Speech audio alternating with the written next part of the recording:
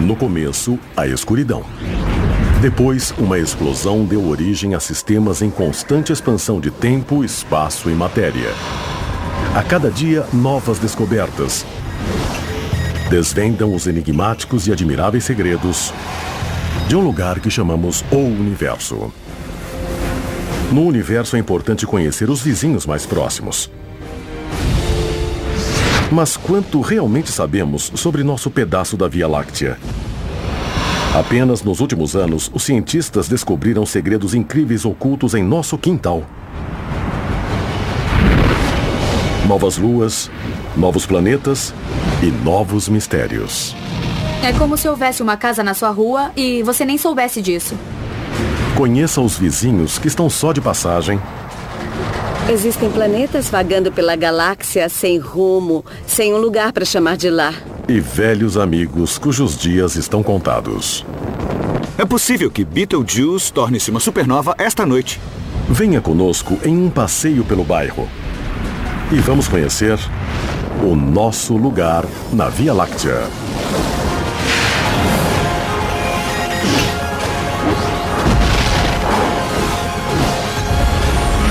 O Universo, nosso lugar na Via Láctea. Este não é o seu bairro. Nem este. E nem este. Nem nenhum desses. E nem mesmo este. Olhando de uma perspectiva mais ampla, seu bairro é uma grande nuvem de gás. Os astrônomos dizem que o sistema solar está se movendo pela nuvem interestelar local, também chamada de fluff local, por causa de sua baixa densidade e forma irregular. Os gases são principalmente hidrogênio e um pouco de hélio. Existem alguns traços de átomos mais pesados, como carbono, oxigênio e nitrogênio, que estão só flutuando ao redor do meio interestelar. Sabemos que os átomos mais pesados no meio interestelar são sobras de explosões anteriores de estrelas como supernovas. A nuvem local tem 30 anos-luz de comprimento, cerca de 280 trilhões de quilômetros. Ela está no interior de uma nuvem de gás maior em forma de chaminé chamada de bolha local, que também veio de uma supernova. A bolha tem 300 anos-luz de comprimento e fica na borda interior de um dos braços da espiral da Via Láctea. Esse é o nosso bairro. Ao menos pensamos que é. Nossa posição exata na Via Láctea em relação aos braços não é conhecida. A estrutura da galáxia não é conhecida em nenhum detalhe. Algumas pessoas acham que são 2 grandes braços, outras pensam que são 4 grandes braços. É difícil determinar a estrutura exata da Via Láctea, onde todos os braços estão. Porque se parece um pouco como um rato em um labirinto. Não temos uma visão do todo. Em quase todos os bairros da Terra você pode determinar sua localização exata. A 9 metros, vire à esquerda.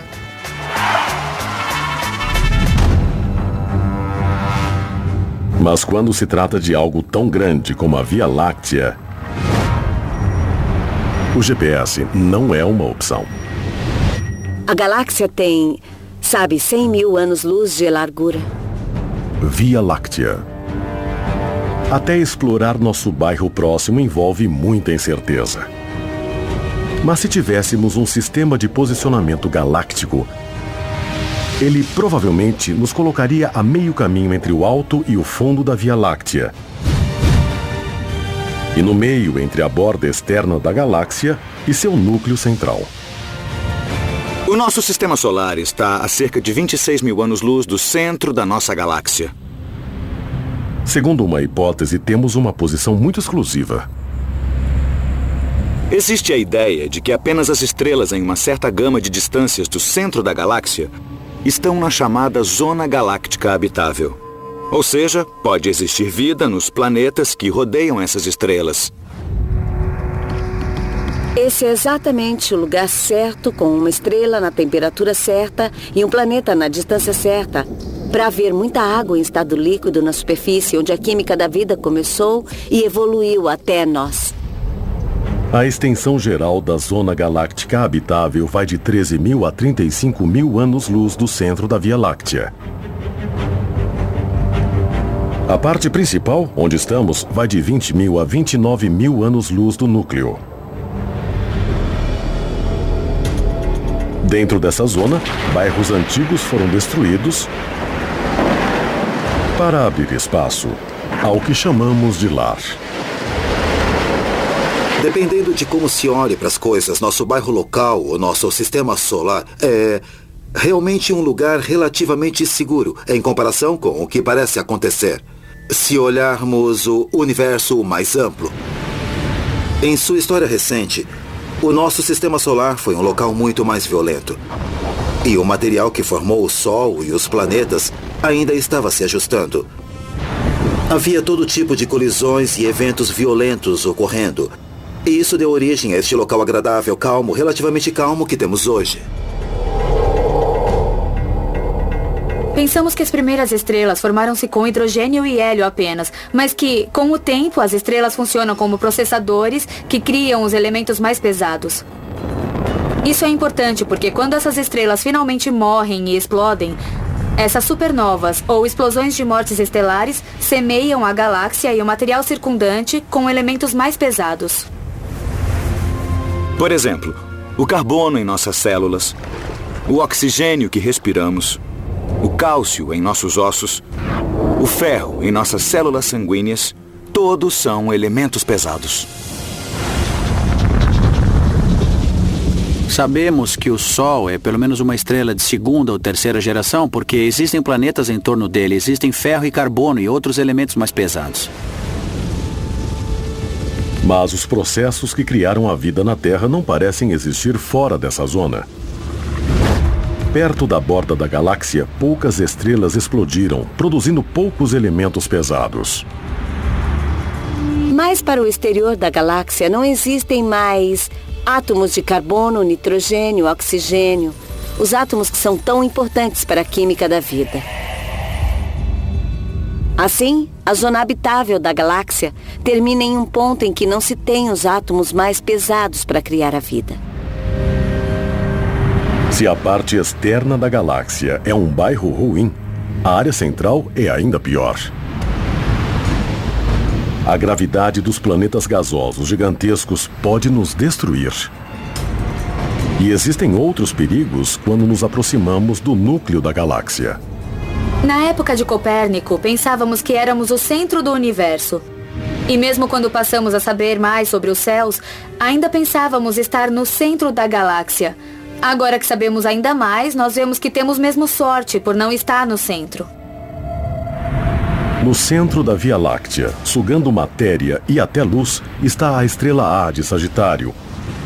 Um buraco negro de quase 22 milhões de quilômetros de largura, com uma massa 3,7 milhões de vezes maior que a do Sol. Se o centro da galáxia tiver um buraco negro, ele emitirá muita radiação, o bastante para matar a vida que conhecemos. Então, não dá para chegar perto. Aí existem outras regiões na galáxia que também não são provavelmente muito boas para a vida, porque existe muita radiação das estrelas tipo O próximas.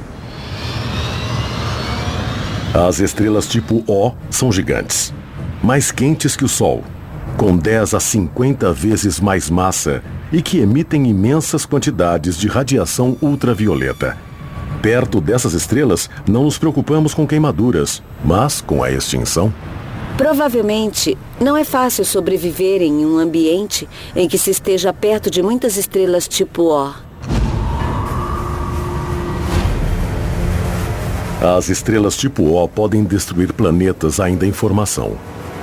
A radiação dessas estrelas é tão forte que, na verdade, varre o material dos novos sistemas planetários que ainda estão em formação. E os tira da órbita de suas estrelas. Se você quer ver provas, olhe para a nebulosa Rosetta. Ela está a 5.200 anos-luz, muito longe da bolha local, mas demonstra o que as gigantes tipo O poderiam fazer ao nosso bairro. Um estudo de 2008 feito pela Universidade do Arizona com 200 estrelas da nebulosa descobriu que uma estrela depois da outra havia se tornado estéril por estar perto demais de uma gigante azul. Então, qual é a distância segura da radiação de uma gigante de tipo O? Bom, na minha opinião, nunca se está longe demais de uma gigante. Os seres vivos aqui na Terra estão acostumados com um sol bem suave. Seria preciso estar no mínimo a dezenas de anos-luz. Talvez mais do que isso. Realmente não chegue perto demais. Como uma cidade entre um deserto e um oceano, nosso ponto da galáxia prospera entre duas regiões inóspitas. Com os elementos da vida e sem a ameaça da radiação intensa, parece que nosso bairro é literalmente o único lugar para se viver. Via Láctea. Será que nosso lugar na Via Láctea é realmente tão exclusivo? A ideia da zona habitável galáctica é que se você ficar perto demais do centro da galáxia, haverá muitas coisas loucas acontecendo e isso tende a matar a vida. Para ser sincero, eu sou cético quanto a essa ideia porque eu acho que a vida pode acontecer em qualquer ambiente, ou pelo menos não sabemos. Então, devemos ter a mente aberta. É possível que nosso tipo de vida só possa viver nessa zona habitável galáctica, mas em outros lugares pode haver outros tipos de vida que chamaríamos de extremófilos. Porém, eles também nos chamariam de extremófilos. Uma coisa é certa. Em nosso bairro temos um sol que, ao contrário de uma gigante azul, nos protege do perigo e da destruição. De formas que ainda estamos descobrindo. Essa proteção pode ser invisível. Mas se perdêssemos a proteção do sol, nosso bairro estaria condenado. Nosso lugar na Via Láctea parece bem calmo. Porque, como muitos condomínios, não pensamos muito nos sistemas de segurança que mantêm o perigo afastado.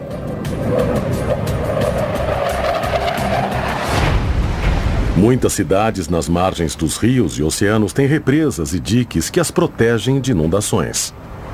Se as represas e diques falharem, haverá uma catástrofe. Existem ameaças e defesas também em escala galáctica. O espaço está cheio de radiação, conhecida como raios cósmicos. Eles são ruins para nós do mesmo modo que a radiação nuclear aqui na Terra seria ruim para nós. A radiação de alta energia tende a dissociar os vínculos de carbono, que é o que nos forma. O que realmente está fazendo é danificar seu DNA, e existe um potencial para que você comece a ter mutação por causa disso. Algumas mutações podem ajudar uma espécie a sobreviver ou podem causar extinção. Não há evidências de que a radiação cósmica tenha realmente afetado a Terra no passado, mas isso não é uma coisa com que se deva brincar. A principal defesa de nosso bairro contra os raios cósmicos é o magnetismo. Temos uma zona de proteção em nosso bairro. É claro que a Terra tem um campo magnético devido ao modo como as coisas se movem ao redor do núcleo da Terra. O Sol também tem um campo magnético poderoso e tem também o vento solar. Esses fenômenos nos protegem das coisas perigosas que vêm de fora do sistema solar.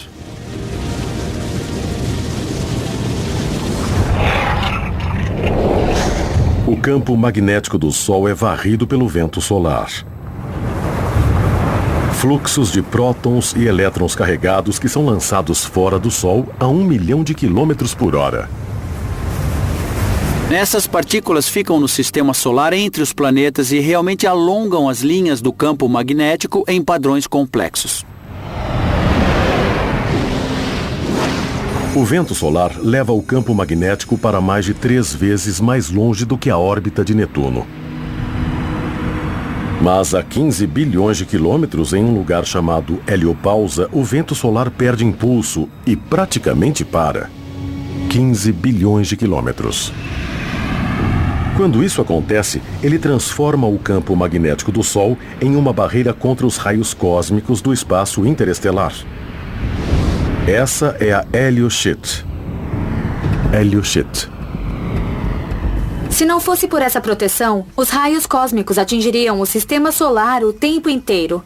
A helioscite age como um tipo de gaiola de tubarão para esses raios cósmicos que chegam e que poderiam influenciar o nosso planeta. Alguns conseguem atravessar, mas não chegam tão intensos como seriam sem essa proteção. Costumava-se pensar que a helioscite era uma barreira elegante, feita de cortinas de força magnética. Mas em 1977, as sondas Voyager 1 e Voyager 2 foram lançadas da Terra.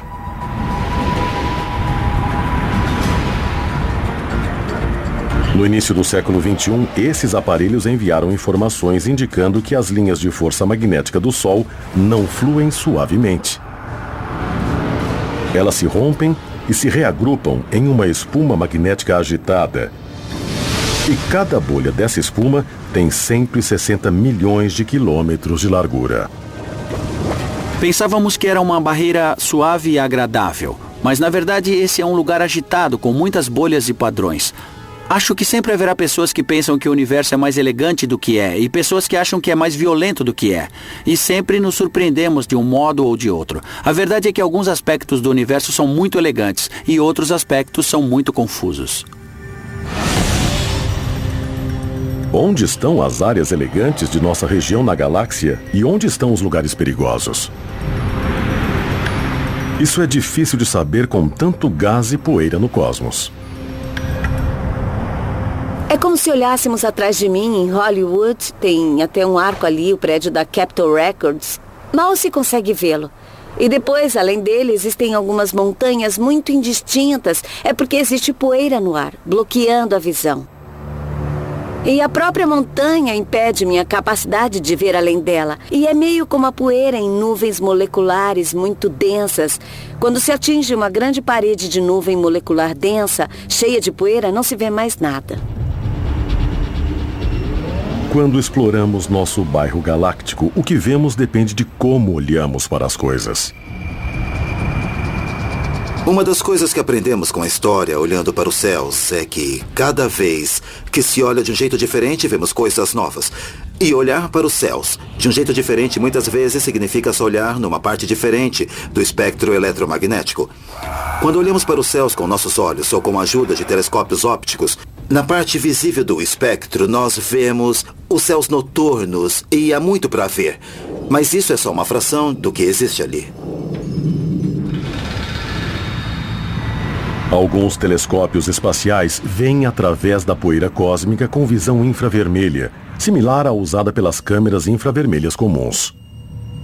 Eu trouxe comigo este saco plástico. E quando eu ponho a minha mão dentro do saco, você não pode ver quantos dedos estou mostrando. Com a câmera infravermelha, você vê o calor saindo do meu corpo e o meu rosto, que é quente, fica vermelho e branco. Mas meu cabelo, que é frio, aparece azul. Assim, com a câmera infravermelha, você deve perceber quantos dedos estou mostrando, mesmo que não possa ver através do saco. É assim que os astrônomos olham através da poeira cósmica quando querem ver coisas que estão ocultas à visão. Por exemplo, as estrelas que nascem são muito quentes e ficam ocultas em poeira. Mas nós as vemos com o infravermelho. Alguns objetos são transparentes ou opacos, dependendo da frequência da luz que está tentando passar por eles.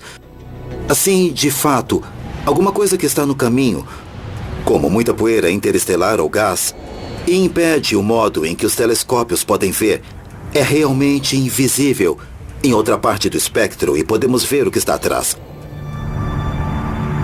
Com o infravermelho e outros comprimentos de onda, nós descobrimos muitos vizinhos que não conhecíamos. Existe um conjunto de instrumentos que estão explorando a lição de que se olharmos com uma parte específica do espectro, veremos os céus de um modo bem particular. Pelo que observamos, parece que alguns vizinhos antigos podem ter ajudado a vida a se formar na Terra, enquanto alguns vizinhos novos podem nos exterminar.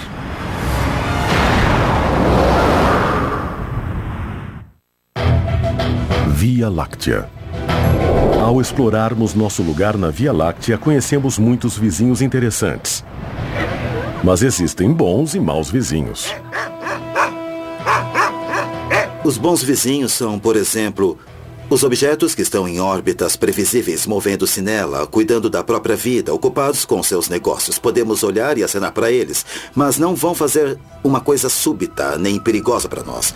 Os maus vizinhos, então, são as coisas que podem fazer uma coisa instável. Elas podem fazer algo que nos afete, no modo que não podemos prever quando vai acontecer. Isso poderia ser uma estrela que morre e explode. Ou poderia ser uma coisa que colide e empurra outro objeto que vem girando na nossa direção. Então, quando classificamos os objetos em bons vizinhos e maus vizinhos, essa é uma classificação de previsibilidade e imprevisibilidade, ou violência e não violência, se preferir.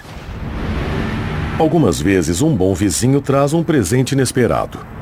Isso pode ter acontecido conosco bilhões de anos atrás, quando a Terra ainda estava esfriando e se formando com material reciclado de um Sol reciclado. Podemos ter recebido um presente que mudou tudo.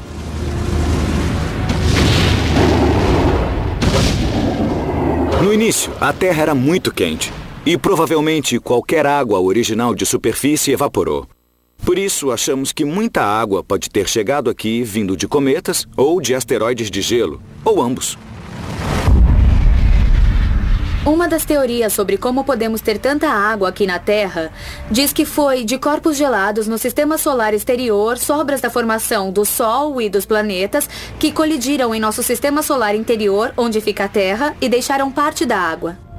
Segundo uma teoria recente, cerca de 4 milhões de anos atrás, a gravidade dos gigantes gasosos, como Júpiter, lançou os asteroides de gelo sobre Marte, Terra e Vênus. Mas só na Terra o gelo penetrou no manto.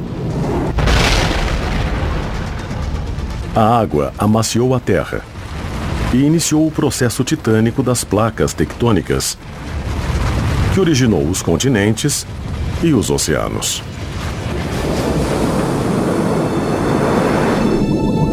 E como a vida se formou nos oceanos? Será que os compostos orgânicos necessários à vida também vieram do espaço? Os cientistas encontraram compostos orgânicos como os que formaram a vida na Terra em meteoritos raros, chamados condritos carbonáceos. Esses compostos são similares aos que foram coletados em várias fontes, como micrometeoritos na Antártica, poeira interestelar e amostras de poeira obtida pela NASA em 2005. A origem da vida envolve uma longa série de reações com muitas moléculas orgânicas diferentes. As moléculas orgânicas são as que têm carbono, e é possível que sejam necessárias circunstâncias diferentes para criar as diferentes moléculas orgânicas. Algumas podem ter surgido aqui na Terra, mas outras bem poderiam ter surgido no espaço, e depois vieram para a Terra em asteroides ou cometas. É possível que sem os presentes extraterrestres de nossos vizinhos espaciais, a vida nunca tivesse surgido na Terra.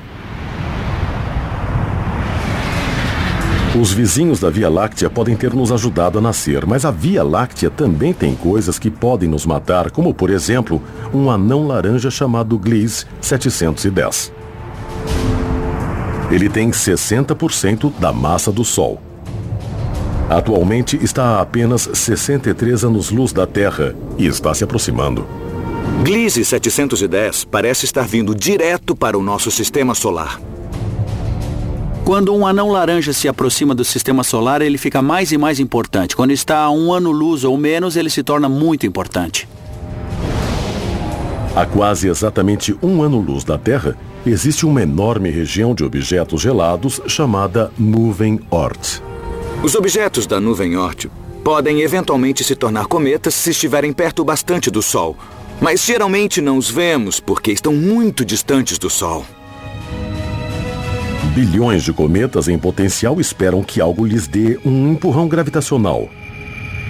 Algo como o Gliese 710.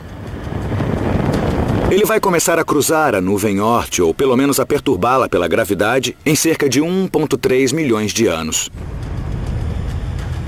Se o Gliese 710 chegar perto, Sua gravidade pode transformar pedaços de gelo inofensivos e poeira em cometas violentamente lançados contra nós. O resultado pode ser devastador para a Terra. Nesse ponto, poderia haver uma grande invasão de cometas no sistema solar interior, e isso poderia causar outra extinção em massa. Nós não sabemos, mas poderia ser assim.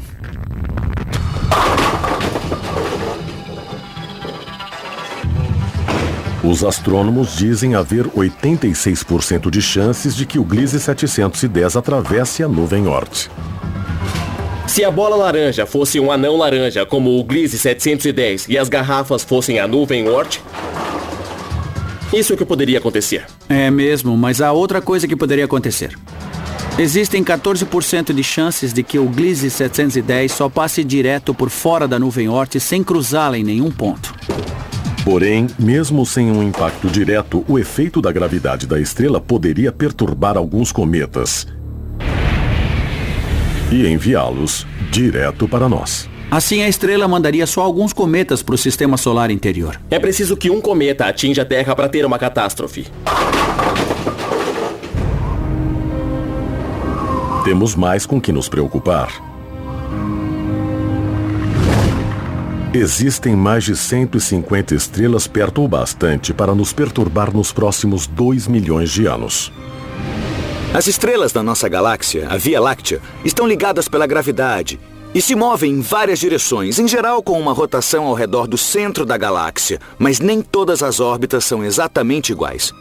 Isso significa, da nossa perspectiva, que uma estrela pode estar se afastando ou se aproximando de nós. A NASA estima que existam mais de 20 mil asteroides próximos da Terra com mais de 90 metros de diâmetro. Como o 2005 YU-55, que em novembro de 2011 chegou mais perto da Terra do que a Lua. Ele pode se aproximar mais em 200 anos. Como seria bater com um rochedo desses? Pense em Nagasaki, no final da Segunda Guerra Mundial. E multiplique por 4. Ao procurarmos vizinhos, bons e ruins, no nosso bairro da Via Láctea, encontramos algumas surpresas. Agora temos indícios de estrelas frias o bastante para serem tocadas e planetas saídos da ficção científica. A exploração do nosso lugar na Via Láctea tem trazido muitas surpresas.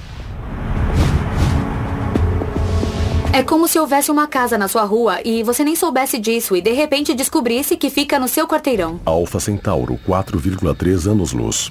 Veja Alfa Centauro, a estrela mais brilhante na constelação Centauro, e depois do Sol, nossa vizinha estrela mais próxima, a 4,3 anos-luz, ou 40 trilhões de quilômetros de distância.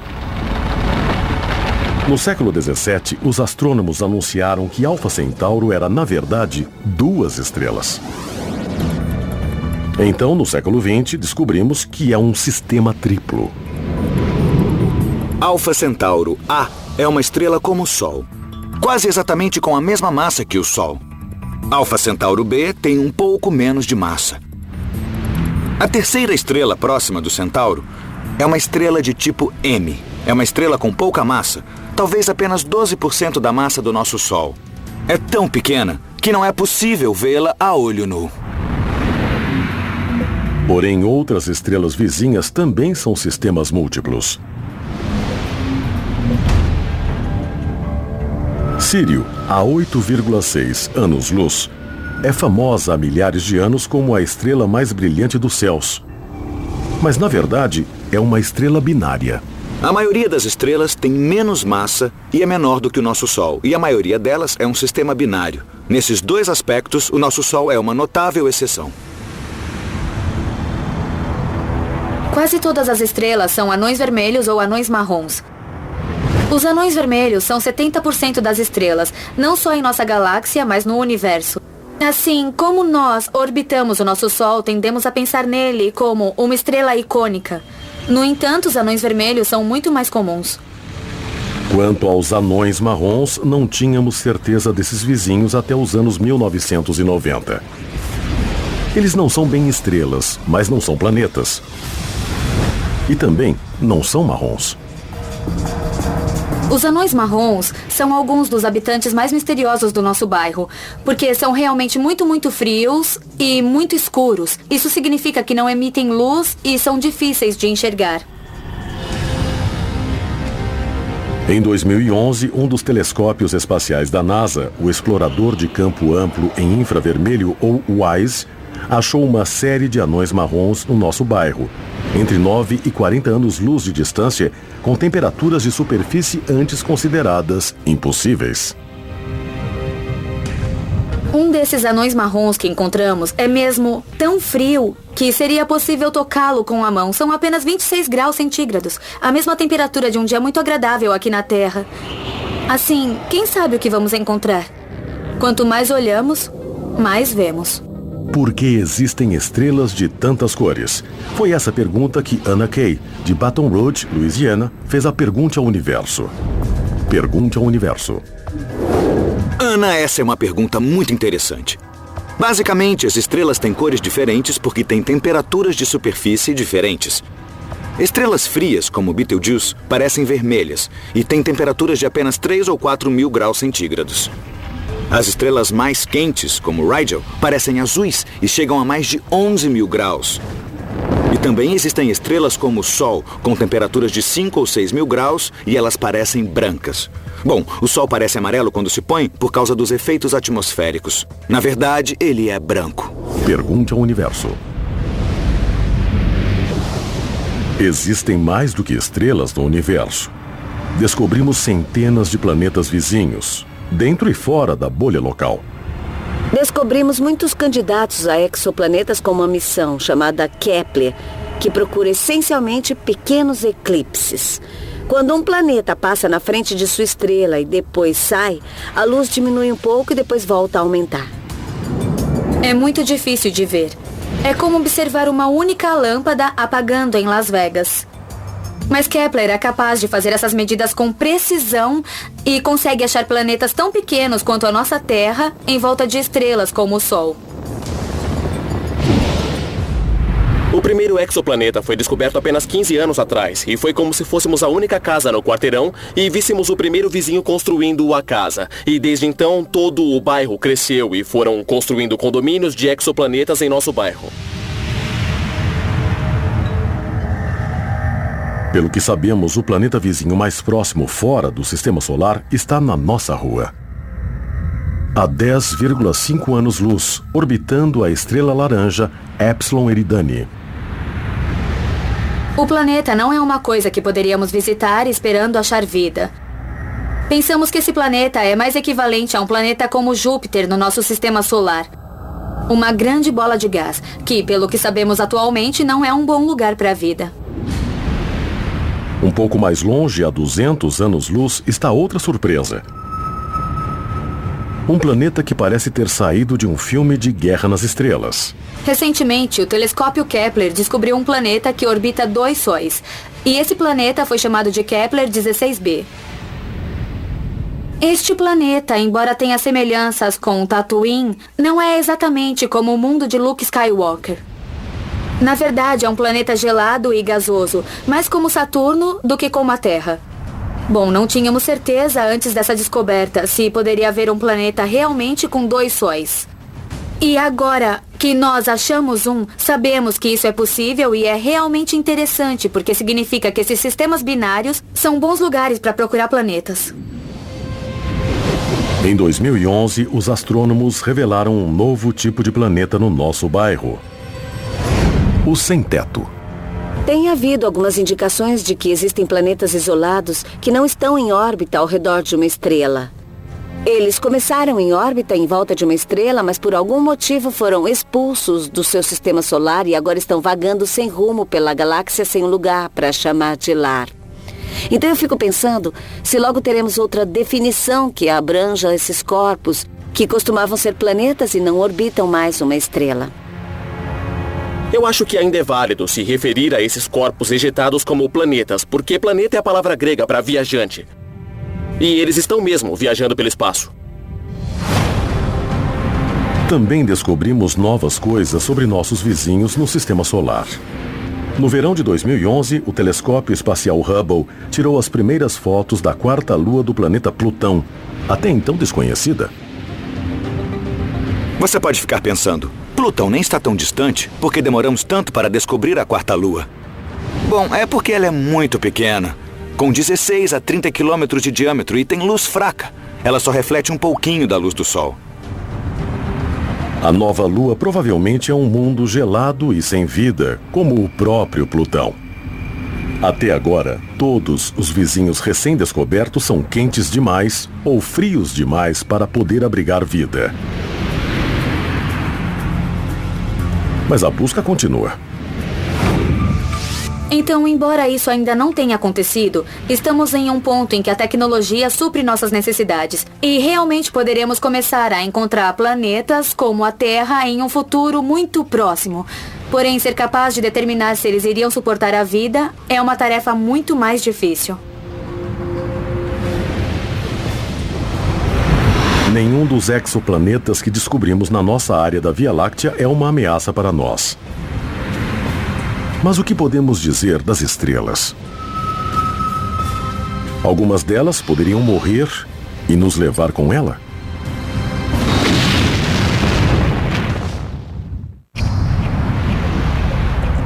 Nosso lugar na Via Láctea tem muitas vantagens. Estamos bem na zona para a formação da vida. O nosso Sol nos protege dos perigosos raios cósmicos. E a maioria dos nossos vizinhos não nos perturba. Mas os vizinhos podem mudar. Se um incêndio destrói uma casa ou uma empresa próxima, sua casa também pode ser atingida. Então, imagine o que poderia acontecer quando uma estrela fecha as portas, como uma supernova. Isso significa que elas explodem e jogam todo o seu interior de volta para a galáxia. As explosões de estrelas criaram a vida, a maioria dos elementos pesados nas estrelas que vemos e as nuvens de gás em que o sistema solar se situa. Mas não é nada bom estar muito perto quando uma estrela explode e morre. A explosão de uma supernova é incrivelmente poderosa. O centro da estrela se desloca e colide com as camadas externas, lançando-as para a galáxia. Então o que acontece é que o material é lançado longe com uma onda de choque que pode ser destrutiva se você estiver muito perto dela. Se estiver a uns 10 anos-luz, então a alta radiação de energia, como os raios X e os raios gama, pode nos afetar. Eles podem, por exemplo, destruir parte da camada de ozônio. O que acontece é que a radiação chega e perturba as moléculas de nitrogênio. Os átomos de nitrogênio, então, se combinam com o oxigênio para formar óxido nítrico. Esse óxido nítrico, NO, perturba as moléculas de ozônio, O3, e forma dióxido de nitrogênio, NO2. Aí, o dióxido de nitrogênio se combina com átomos de oxigênio, formando mais óxido nítrico, que então perturba mais ozônio, causando um efeito de bola de neve. Assim, em poucas semanas, pode-se destruir muita camada de ozônio, o que permite que a radiação ultravioleta do Sol penetre. E isso iria matar a vida nas camadas superficiais dos oceanos e lagos. Essas mortes incluiriam os fitoplânctons, que são a base da cadeia alimentar marinha e fornecem 50% do oxigênio da Terra. Isso condenaria à morte a maioria das grandes formas de vida, inclusive nós.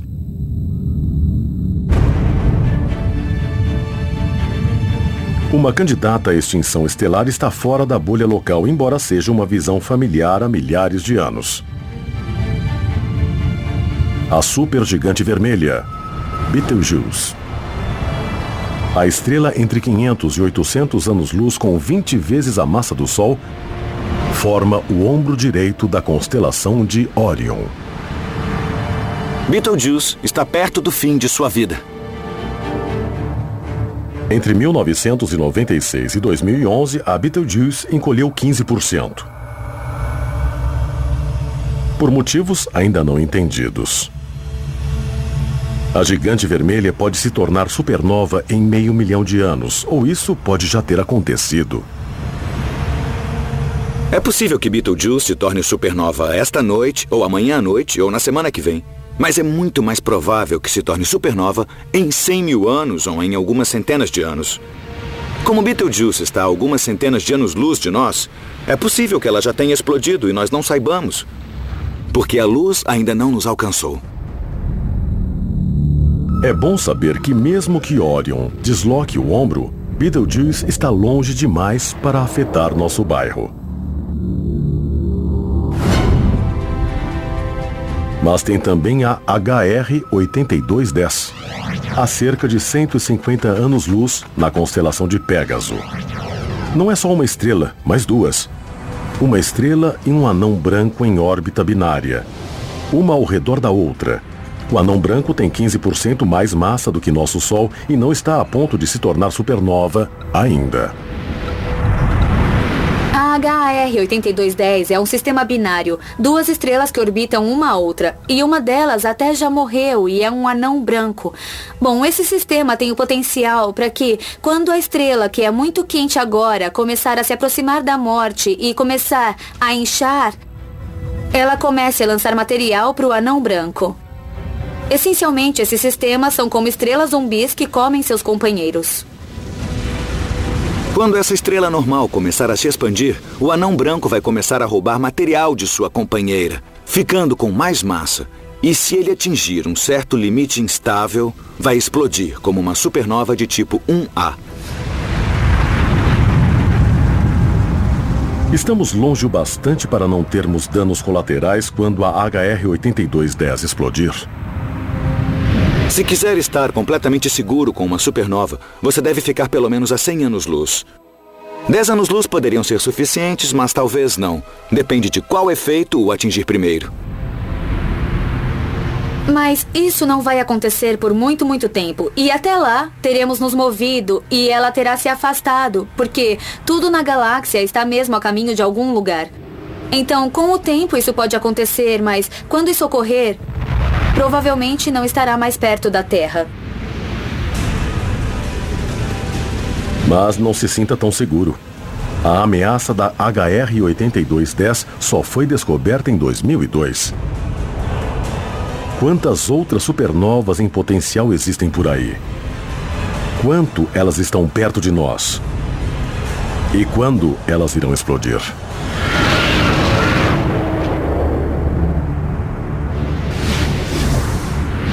Para piorar um pouco mais as coisas, alguns astrônomos dizem que existem muitas supernovas no futuro de nosso bairro. Nosso sistema solar orbita a galáxia em uma velocidade diferente da velocidade dos braços espirais. Isso significa que em algum momento vamos entrar em um braço espiral. E como existem mais estrelas massivas ali, algumas delas estarão no final da vida, criando supernovas e ameaçando a vida na Terra. Porém, nosso lugar na Via Láctea está seguro esta noite, e pelo menos por alguns milhões de noites no futuro.